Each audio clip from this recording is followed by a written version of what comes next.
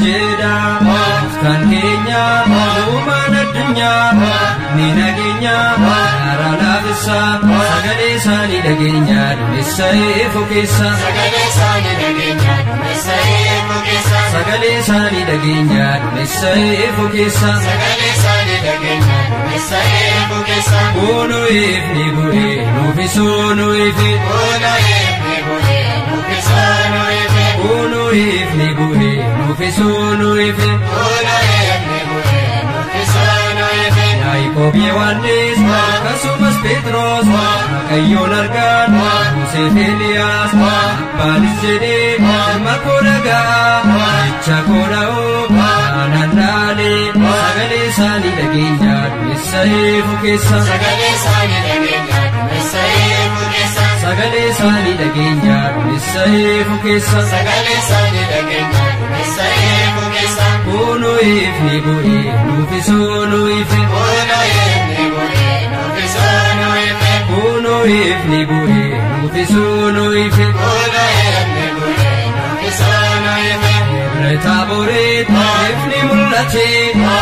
kullu kan gammachise naga kullu taboreef ifni waaqumma sirrattiife sagale sani dagenya Dumesa efukesa Sagale sani dagenya Dumesa efukesa Sagale sani dagenya Dumesa efukesa Sagale sani dagenya Dumesa efukesa Uno ifni buhe Nufiso no ife Uno ifni buhe Nufiso no ife Uno ifni buhe Nufiso no ife Uno ifni buhe Nufiso no ife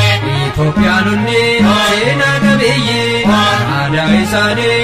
alaqqisiisan obborabsanii akka abboota isaanii jiitii waan qabuuf haa gammachiisu sagale isaanii dagenya Dumesa efukesa Sagale sani dagenya Dumesa efukesa Uno ifni buhe Nufiso no ife Uno ifni buhe Nufiso no ife Uno ifni buhe Nufiso no ife Uno ifni buhe Nufiso no ife Martoota isaatiif hafuura ergee Itoophiyaanonni kennaan sheekutee du'e jedha kiristaanonni ilil jedha sagale isaanii dagenya Dumesa efukesa Sagale sani dagenya Dumesa efukesa Sagale isaanii dagenya Dumesa efukesa Sagale sani dagenya Dumesa efukesa Uno ifni buhe Nufiso no ife Uno ifni buhe Nufiso no ife Uno ifni buhe Nufiso no ife Uno ifni buhe Nufiso no ife Waggaan ayyaan waggaa Mana abbaa keenya ayyaan waggaa Ebbi waaqaa seenuu ayyaan waggaa Dammii fi Haannaalee ayyaan waggaa Itti nuufaa roobuu ayyaan waggaa Mana harmee keenya ayyaan waggaa Ebbi waaqaa seenuu ayyaan waggaa Dammii fi Haannaalee ayyaan waggaa Itti nuufaa roobuu ayyaan waggaa Kuma jirtaanii hin qoodin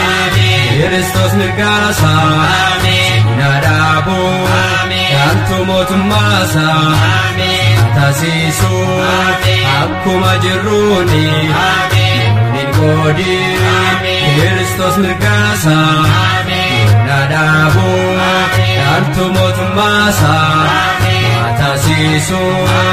akkuma jirruuni hin qoodin Kiristoos mirgaasaa nadhaabuu waggasaas